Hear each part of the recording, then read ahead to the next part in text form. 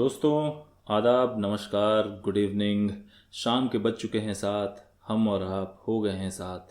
तो आइए करते हैं अनकही कहानियों की शुरुआत। आज मैं आपको सुनाने जा रहा हूं प्यार के आयाम। सुबह के करीब 7 बज रहे होंगे। एक वयोवृद्ध व्यक्ति डॉक्टर साहब के दरवाजे पर आकर घंटी बजाने लग जाते हैं। ये सुबह सुबह कौन आ गया? कहते हुए डॉक्टर साहब की पत्नी ने दरवाजा खोला। वृद्ध व्यक्ति को सामने देखकर डॉक्टर की पत्नी पूछी, दादा, आज इतनी सुबह सुबह क्या बात है? वृद्ध व्यक्ति बोले, मेरे अंगूठे के टांके कटवाने आया हूं। मुझे 9 बजे करीब कहीं पहुंचना होता है, बस इसीलिए थोड़ा जल्दी आ गया। वृद्ध व्यक्ति डॉक्टर साहब के पड़ोस में ही रहते थे। जब कभी ज़रूरत पड़ती वे डॉक्टर के पास आया करते थे और इसी वजह से डॉक्टर साहब उनसे परिचित भी हो गए थे। तब तक डॉक्टर साहब भी बाहर आ गए। वृद्ध को देखते ही बोले, अरे दादा, आइए आइए, बैठिए, दिखाइए अपना अंगूठा। पूरे ध्यान से अंगूठे को देखते हुए डॉक्टर बोले, दादा, ये बस ठीक हो ही गया है, पर कुछ वक्त और लगेगा। दवाई जो दी थी उसे चलने दीजिए और अपना ध्यान रखिए। फीस लेके उपचार करने वाले तो बहुत होते हैं, पर दिल से हमदर्दी के साथ उपचार करने वाले बहुत कम मिलते। जैसे ही दादा जाने के लिए खड़े हुए, डॉक्टर की पत्नी बोली, दादा, नाश्ता तैयार है और फिर समय भी तो हो चुका है। आपको जहां जाना है डॉक्टर साहब गाड़ी में छोड़ आएंगे। तो वृद्ध व्यक्ति बोले, नहीं बेटा, मैं तो यहां नाश्ता कर भी लूं, पर उसे कौन कराएगा?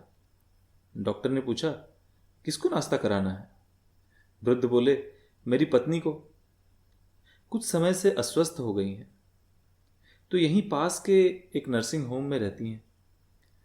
डॉक्टर ने पूछा, क्यों, क्या तकलीफ है उनको? वृद्ध व्यक्ति ने कहा, मेरी पत्नी को अल्जाइमर्स हो गया है। उसकी याददाश्त चली गई है। पहले तो वो घर से लेकर बाहर तक हर चीज एक एक करके ध्यान रखा करती थी। सब याद रहता था उसको, पर पिछले 5 साल से उसे कुछ याद नहीं रहता। यहां तक कि अब तो वो मुझे भी पहचानती नहीं है। मैं नर्सिंग होम में जाता हूं, उसको नाश्ता खिलाता हूं, तो वो शून्य नेत्रों से मुझे देखते रहती है। मैं उसके लिए अनजान हो गया हूं। ऐसा कहते कहते उनकी आंखों में आंसू आ गए। खुद को किसी तरह संभालते हुए डॉक्टर की पत्नी ने पूछा, आप इतने वृद्ध हो चुके हैं, पिछले 5 साल से आप हर रोज उन्हें नाश्ता कराने जाते हैं, आप थकते नहीं हैं? उन्होंने कहा, मैं 3 बार जाता हूं। उसने जीवन भर मेरी बहुत सेवा की है और आज उसे देखता हूं तो मेरा मन भर आता है। उसके पास बैठता हूं, सोचता हूं कि उसका ख्याल रखना है, तो मुझ में भी शक्ति आ जाती है। सुबह उठता हूं तो तैयार होके काम में लग जाता हूं, फिर उसके पास जाके नाश्ता करता हूं और उसे भी अपने हाथ से खिलाता हूं। इसका आनंद ही कुछ और है।